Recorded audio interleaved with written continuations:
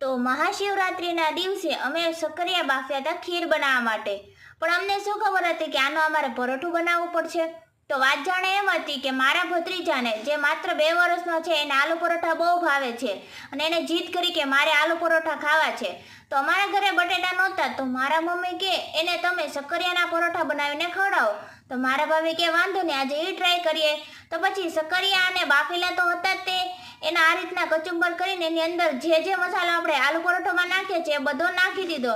અને પછી આ રીતના ભાખરીનો લોટ પડ્યો છે એટલે જેવી રીતના આપણે આલુ પરોઠું બનાવીએ છીએ એમ જ એને બનાવી નાખ્યું. અને આનું નામ તો આપણે સક્કરિયાના પરોઠા જ કહેવું પડે, કારણ કે આમાં આલુનો ઉપયોગ નથી એટલે આલુ પરોઠું તો ન જ કહેવાય.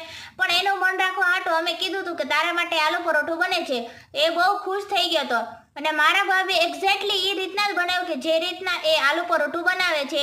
અને આ જોવામાં બહુ ટેસ્ટી લાગતું હતું. તો પણ મને પણ એક વિચાર આવી ગયો કે આપણે રાજગરાનો લોટ હોય એને આવી રીતના બાંધીને આવી રીતના એનો પરોઠું બનાવી શકાય. તો મારા મમ્મી કે એવું ન ખવાય, શિવરાત્રી રહ્યા હોય ત્યારે સક્કરિયા એકલા ખાવા પડે છે.